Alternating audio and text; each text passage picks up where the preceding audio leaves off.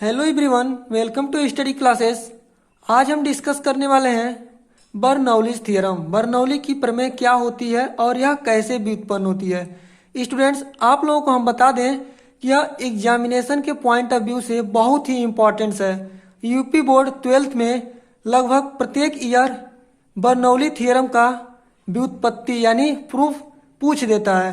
तो खास करके 12th और 11th के बच्चों के लिए और डिप्लोमा के बच्चों के लिए यह जो थियरम है बहुत ही इम्पोर्टेंट है। तो हम चाहेंगे आप लोग यह जब बर्नौली का थियरम पढ़ रहे हैं तो कापी और कलम को लेकर बैठें और इसे नोट डाउन करते जाएं अपने नोटपैड में। तो आइए चलते हैं, हम बर्नौली थियरम क्या होती है इसे देखते हैं। फ्रेंड्स, जो बर्नौली थियरम है यह बताता है जब कोई असंपीड्य तथा अश्यान द्रव किसी असमान अनुप्रस्थ काट वाली नली से होकर धारा रेखी प्रवाह में प्रवाहित होता है तो मार्ग यानी नली के प्रत्येक पॉइंट पर एकांक आयतन, द्रव की जो एकांक आयतन होती है उसकी कुल ऊर्जा अर्थात दाब ऊर्जा, गतिज ऊर्जा तथा स्थितिज ऊर्जा का योग एक नियतांक होता है। एक बार और देख लेते हैं हम कि बर्नौली थ्योरम का स्टेटमेंट क्या होता है। जब कोई असंपीड्य तथा अश्यान द्रव, असंपीड्य मतलब इनकम्प्रेसिबल, जिसे कंप्रेस नहीं किया जा सकता है, और अश्यान द्रव यानी जिसके फ्लो होने वाली परतों के बीच फ्रिक्शन फोर्स यानी घर्षण बल नहीं हो, उसे अश्यान द्रव कहते हैं। जब कोई असंपीड्य तथा अश्यान द्रव किसी असमान अनुप्रस्थ काट वाली नली यानी ऐसा नली हो, जैसे यहाँ पर आप देख सकते हैं, ऐसा नली हो जिसका काट समान न हो, यानी यदि P पॉइंट पर डायामीटर 10 mm हो तो Q पॉइंट पर डायामीटर 8 mm हो या 5 mm हो या 15 mm हो। कहने का मतलब ये हुआ असमान अनुप्रस्थ काट वाली नली। देखते हैं, जब कोई असंपीड्य तथा अश्यान द्रव किसी असमान अनुप्रस्थ काट वाली नली में से होकर धारा रेखी प्रवाह में प्रवाहित होता है तो उस नली के प्रत्येक पॉइंट पर बहने वाले द्रव की एकांक आयतन की कुल ऊर्जा का मतलब दाब ऊर्जा, गतिज ऊर्जा और स्थितिज ऊर्जा का योग एक कांस्टेंट होता है। यानी प्रत्येक जगह दो यह ऊर्जाएं होंगी वह कांस्टेंट होंगी।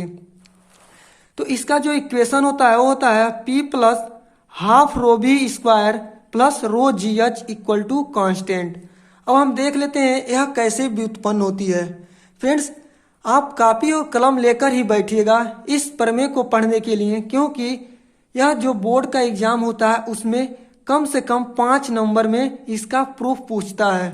तो आप इसे बिल्कुल कंसंट्रेट होकर के, ध्यान केंद्रित करके इसे पढ़िएगा ताकि एग्जाम्स में आपसे यह धोखा ना हो। इस क्वेश्चन को करके आएँ और 5 नंबर तो एकदम गारंटी के साथ लेकर आएँ। तो आइए देखते हैं इसका प्रूफ। फ्रेंड्स, यहाँ पर देखिए हमने एक PQ नली बनाया है जिसका काट असमान है। यहाँ पर A1 इसका जो एरिया है A1 है और यहाँ पर A2 हमने मान लिया है। यहाँ पर जो दाब इसका है P1 और यहाँ पर दाब P2 मान लिया है। यहाँ पर जो P पॉइंट पर इसका वेलोसिटी है द्रव का वो है V1 और Q पॉइंट पर वेलोसिटी है V2। अब हम बात करें जो इसमें द्रव फ्लो कर रहा है उसका हम जो है डेंसिटी मान लेते हैं, रो मान लेते हैं, जैसे यहाँ पर आप देख सकते हैं। तो आइए चलते हैं प्रूफ की तरफ। माना कोई असंपीड्य तथा अश्यान द्रव किसी असमान अनुप्रस्थ काट की नली PQ में धारा रेखी प्रवाह में प्रवाहित हो रहा है। माना द्रव का घनत्व P है। माना सिरे P की धरातल से ऊंचाई H1 तथा इस P सिरे पर नली के अनुप्रस्थ काट का क्षेत्रफल A1। यहाँ पर आप देख सकते हैं जो सिरा P है उसका धरातल से ऊंचाई क्या है, H1 है, और Q सिरा जो है धरातल से ऊंचाई H2 है। दिया है माना सिरे P की धरातल से ऊंचाई H1 तथा इस P सिरे पर नली के अनुप्रस्थ काट का क्षेत्रफल A1, द्रव का वेग V1 तथा दाब P1 है, तथा Q सिरे पर धरातल से ऊंचाई H2 तथा इस सिरे पर नली की अनुप्रस्थ काट का क्षेत्रफल A2, द्रव का वेग V2 और दाब P2 है। चूंकि हम जानते हैं कि अनुप्रस्थ काट है, असमान अनुप्रस्थ काट की नली है, जिसमें फिगर में दिखाया गया है A2 is less than A1, यानी जो क्यू पॉइंट पर अनुप्रस्थ काट का क्षेत्रफल होगा वह P पॉइंट पर अनुप्रस्थ काट के क्षेत्रफल से कम होगा। यही हम जानते हैं। अगला, इसलिए निश्चित ही अविरतता के सिद्धांत से, यानी इक्वेशन ऑफ कंटिन्यूटी से V2 is greater than V1 होगा। क्यों होगा? क्योंकि जो Q पॉइंट पर काट का जो वेलोसिटी होगा वह ज़्यादा होगा P पॉइंट पर द्रव के वेलोसिटी से, क्योंकि Q पॉइंट पर काट का जो क्षेत्रफल है वह कम है और P पॉइंट पर काट का क्षेत्रफल ज़्यादा है, इसलिए वेलोसिटी Q पॉइंट पर ज़्यादा होगा और P पॉइंट पर कम होगा। आगे बढ़ते हैं। हम जानते हैं कि P सिरे पर प्रवेश करने वाला द्रव 1 सेकेंड में V1 दूरी तय करेगा। इसी प्रकार Q सिरे से निकलने वाला द्रव 1 सेकेंड में V2 दूरी तय करेगा। आगे है, 1 सेकेंड में सिरे P से प्रवेश करने वाले द्रव पर किया गया कार्य क्या होगा? किया गया कार्य इक्वल टू होता है बल गुणे दूरी। तो बल क्या हो जाएगा? P1 गुणे A1 इंटू दूरी जो है 1 सेकेंड में तय की गई दूरी V1 हो जाएगा। अब बल ये जो P1 गुणे A1 है कैसे हम लिख दिए हैं, तो फार्मूला होता है दाब इक्वल टू बल अपान क्षेत्रफल। यदि हम यहाँ पर बल को रख लें और इसको इस साइड में भेजें तो हो जाएगा बल इक्वल टू दाब गुणे क्षेत्रफल। तो हमने P पॉइंट पर निकाला है, इसलिए P पॉइंट पर जो वर्क निकालेंगे W1 इक्वल टू P1 गुणे A1 इंटू V1। इसी तरह से 1 सेकेंड में सिरे Q से निकलने वाले द्रव द्वारा किया गया कार्य W2 इक्वल टू हो जाएगा P2 into A2 into V2। इसलिए 1 सेकेंड में द्रव पर किया गया नेट कार्य कितना हो जाएगा? तो नेट कार्य W इक्वल टू हो जाएगा जो P पॉइंट पे प्रवेश करने में द्रव पर किया गया कार्य माइनस Q से निकलने वाले द्रव द्वारा किया गया कार्य। तो P1 A1 V1 minus P2 A2 V2, equation number first इसे हम मान लेते हैं। नेक्स्ट है, आगे बढ़ते हैं। यहाँ देखिए, from the principle of continuity we can write that A1 V1 equal to A2 V2, A1 V1 equal to A2 V2। यही तो होता है हमारा इक्वेशन ऑफ कंटिन्यूटी, यानी जो असमान अनुप्रस्थ काट की नली में कोई द्रव बह रहा है तो उसका जो होगा P पॉइंट पर एरिया और वेलोसिटी का गुणनफल जो होगा वह Q पॉइंट पर एरिया और वेलोसिटी के गुणनफल के बराबर होता है। ये होता है इक्वेशन ऑफ कंटिन्यूटी। अब इसको हमने लिख दिया M अपान P। तो M अपान P हमने कैसे लिख दिया? तो फ्रेंड्स हम जानते हैं यह जो होता है यह आयतन होता है, वॉल्यूम होता है। अब हम निकालते हैं, यदि जो द्रव्यमान यदि निकालते हैं तो द्रव्यमान इक्वल टू हो जाएगा A1 V1 गुणे रो हो जाएगा। यह हमारा जो है मास निकल जाएगा। तो A1 V1 गुणे रो इक्वल टू A2 V2 गुणे रो। ये जो हमारा होता है, यानी M इक्वल टू इतना लिखते हैं ना, A1 V1 गुणे रो लिखते हैं। तो यदि हम इतना को यहाँ पर छोड़ दें और इसको पक्षांतर करें तो M अपान रो हो जाएगा। तो यहाँ पर क्या होगा? A1 V1 equal to A2 V2 equal to M upon, यह रो है, M upon rho. Equation number 2 इसको हम बना लेते हैं। अब जो फर्स्ट इक्वेशन है उससे और जो सेकेंड इक्वेशन है दोनों के कंपेरिजन कर देंगे। यहाँ पर देखिए, जो फर्स्ट इक्वेशन है W इक्वल टू दिया है P1 A1 V1 minus P2 A2 V2, और यहाँ पर दिया है जो सेकेंड इक्वेशन है A1 V1 equal to A2 V2 equal to M upon rho हो गया। अब हम A1 V1 की जगह और A2 V2 की जगह पर क्या रख देंगे? M अपान रो रख देंगे। तो W equal to first equation में हम इसका और इसका वैल्यू रख रहे हैं। तो W इक्वल टू हो जाएगा, फर्स्ट इक्वेशन में हम रखेंगे, यहाँ पर देख सकते हैं फर्स्ट इक्वेशन में यदि इस मान को रखेंगे तो क्या हो जाएगा? यहाँ पर देखिए A1 V1 A2 V2, A1 V1 A2 V2 M अपान, यदि हम रो रख रहे हैं तो क्या आ गया? W equal to A1 V1 की जगह M अपान रो, और यह जो है P1 रहेगा ही, P1 इंटू A1 V1 की जगह M अपान रो, माइनस P2 A2 V2 की जगह m अपान रो यहाँ पर हमने रख दिया। अब आगे बढ़ते हैं। द्रव पर किया गया नेट कार्य क्या हो जाएगा, तो यहाँ पर m अपान रो को हमने कॉमन ले लिया है और यहाँ पर बचा P1 और इसमें बचा -P2, इसको हमने बना लिया इक्वेशन नंबर 3। अब आगे बढ़ते हैं तो क्या होता है, गतिज ऊर्जा में वृद्धि निकालते हैं। जो देखिए जो पॉइंट P पर गतिज ऊर्जा होगी, अगर वेलोसिटी बढ़ रही है तो द्रव की गतिज ऊर्जा जो होगी द्रव की गतिज ऊर्जा पॉइंट Q पर बढ़ेगी। तो गतिज ऊर्जा में वृद्धि कितनी हुई, तो पॉइंट Q पर जो गतिज ऊर्जा होगी उतना में से हम पॉइंट P पर जो गतिज ऊर्जा होगी उसको घटा देंगे तो हमको गतिज ऊर्जा में वृद्धि मिल जाएगी, यानी half mv2 square minus half mv1 square. और स्थितिज ऊर्जा में कमी होगी, जब गतिज ऊर्जा में वृद्धि होगी तो स्थितिज ऊर्जा में क्या होगी, कमी होगी। तो स्थितिज ऊर्जा में कमी हो जाएगी। स्थितिज ऊर्जा किस पॉइंट पे ज्यादा होगी, स्थितिज ऊर्जा ज्यादा होगी पॉइंट P पर, और वही जो स्थितिज ऊर्जा में कमी हुई है वह जाकर Q पॉइंट पर कमी हो गई है। तो P पॉइंट पर जो गतिज ऊर्जा स्थितिज ऊर्जा है उसमें से Q पॉइंट पर जो स्थितिज ऊर्जा है उसको घटा देंगे तो स्थितिज ऊर्जा में हमें कमी मिल जाएगी। तो mgh1 माइनस mgh2।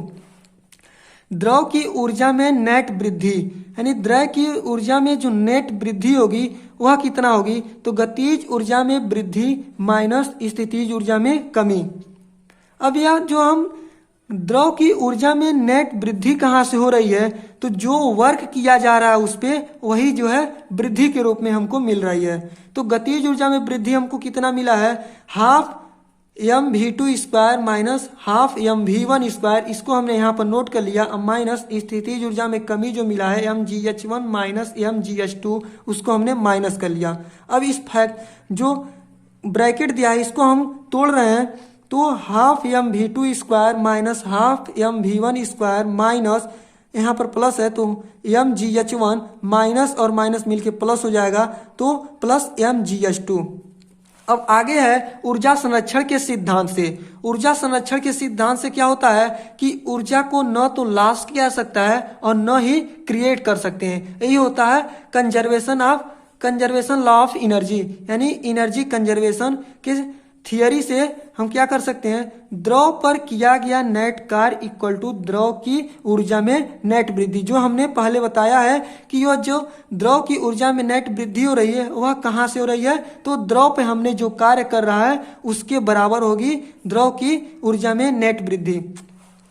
तो द्रव पर किया गया कार्य हमारा कितना आया था, P1 माइनस P2 अपान m अपान रो, जो इक्वेशन नंबर 3 में यहाँ पर देख सकते हैं। द्रव पर किया गया नेट कार्य यही था, m अपान रो ब्रैकेट में P1 minus P2, equation number 3 इसको हमने बनाया था और इसी को हमने लाकर यहाँ पर रख दिया। द्रव पर किया गया नेट कार्य P1 माइनस P2 ब्रैकेट के बाहर into m upon rho equal to द्रव की ऊर्जा में नेट वृद्धि, जो यहाँ पर आया है द्रव की ऊर्जा में नेट वृद्धि, इसको लिख दिया। अब आगे सॉल्व करते हैं। P1 minus P2 m upon rho equal, यहाँ पर जो है देखते हैं इसमें भी m है, इसमें भी m है, इसमें भी m है, इसमें भी। जो m है क्या है, यह द्रव की जो है मास है, द्रव्यमान है। तो m ब्रैकेट में यहाँ पर बचा हाफ m ब्रैकेट के बाहर हमने कॉमन लिया है तो half v2 square minus half v1 square minus gh1 plus gh2। अब है m से m जो हो जाएगा कट जाएगा, m से m कैंसिल हो जाएगा। P1 माइनस P2 और जो यहाँ पर रो था इसको हमने इधर भेज दिया तो अब बट्टे में था तो इधर आ जाएगा, क्या हो जाएगा, मल्टीपल हो जाएगा। तो half rho v2 square minus half rho v1 square minus rho gh1 plus rho gh2। अब इसको हमने अच्छी तरीके से लिख देते हैं। तो P1 यानी P पॉइंट पर जो भी हमने लिया है उसको बराबर के लेफ्ट साइड में, और जो हमने Q पॉइंट पर जो भी चीजें माना है उसको राइट साइड में लिख देते हैं। तो P1 plus half rho v1 square plus rho gh1 equal to P2 plus half rho v2 plus rho gh2।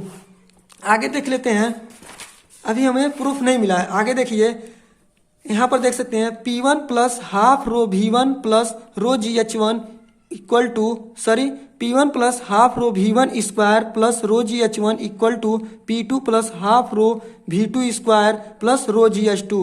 अब हम इसे लिख सकते हैं, यानी जो P पॉइंट पे दाब ऊर्जा, गतिज ऊर्जा और स्थितिज ऊर्जा का योगफल है, वह Q पॉइंट पर दाब ऊर्जा, गतिज ऊर्जा और स्थितिज ऊर्जा के योगफल के बराबर होगा, यानी P plus half rho V square plus rho GH equal to constant. यानी P पॉइंट पर जो सभी दाबों का योगफल होगा वह इक्वल होगा Q पॉइंट पर सभी ऊर्जाओं के योगफल के बराबर होगा। इसलिए हमने लिख दिया P plus half rho V square plus rho GH equal to constant. यही होता है बर्नौली थ्योरम। आगे देख लेते हैं, बर्नौली थ्योरम में एक स्पेशल केस होता है। यह भी जो होता है स्पेशल केस, कभी कभी एग्जाम्स में पूछ देता है बर्नौली थ्योरम के स्पेशल केस, यानी यदि जो हो असमान अनुप्रस्थ काट की नली क्षैतिज हो, उस कंडीशन में बर्नौली इक्वेशन पूछ देता है। तो यहाँ पर देख लीजिए इसे भी, यदि द्रव का प्रवाह क्षैतिज तल में हो, यानी जो नली हो वह क्षैतिज तल में हो, कुछ नली जो हो इस टाइप यानी बेंचुरी टाइप हो, बेंचुरी मीटर के टाइप हो, तब क्या होगा बर्नौली इक्वेशन। तब देखिए H1 इक्वल टू H2 हो जाएगा, यानी यहाँ पर जो H1 है और H2 दोनों जगह हम क्या लिख देंगे, H1 इक्वल टू H2 यानी इक्वल टू H लिख देंगे। H1 इक्वल टू H2 और दोनों के बराबर हम H लिख देंगे, यानी H1 और H2 दोनों के स्थान पर H लिख देंगे। तो हमें क्या इक्वेशन मिलेगा, यहाँ पर देखिए P1 plus half rho V1 square plus rho GH equal P2 plus half rho V2 square plus rho GH। अब रो GH से रो GH कैंसिल हो गया। अब हमको क्या इक्वेशन मिला, तो P1 plus half rho V1 square equal to P2 plus half rho V2 square. इसको हम लिख सकते हैं P1 plus half rho V equal to constant. ये हमको मिला यदि बर्नौली थ्योरम में जो नली है वह क्षैतिज फ्लो होता है, यानी हॉरिजॉन्टल फ्लो होगा, उस कंडीशन में हमें बर्नौली थ्योरम ये मिलेगा। अब देख लेते हैं यहाँ पर वेग शीर्ष, गुरुत्वीय शीर्ष और दाब शीर्ष में क्या संबंध होता है। तो बर्नौली थ्योरम से हमें मिल चुका है P plus half rho V square plus rho GH equal to constant. यह हमें बर्नौली थ्योरम दिया है। अब बर्नौली थ्योरम को यदि हमने दोनों साइड में रो जी से डिवाइड कर दिया, यानी रो जी से यदि डिवाइड कर दिया, तो हमें मिल जाएगा वेग शीर्ष, गुरुत्वीय शीर्ष और दाब शीर्ष में रिलेशन।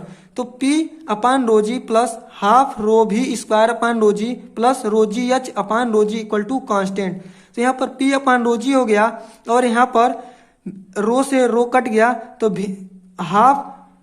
हाफ V स्क्वायर अपान जी, यानी V square upon 2G plus H। यहाँ से रो जी कैंसिल हो गया, यानी P upon rho g plus V square upon 2G plus H equal to constant. यही हमें मिल गया दाब शीर्ष, वेग शीर्ष और गुरुत्वीय शीर्ष में रिलेशन। फ्रेंड्स, आज का वीडियो एक कैसा लगा आप इसे कमेंट में जरूर बताइएगा, और हमें पूरा विश्वास है कि आपको यह वीडियो अच्छा लगा होगा और अच्छे तरह से आप बर्नौली थ्योरम को समझ भी गए होंगे।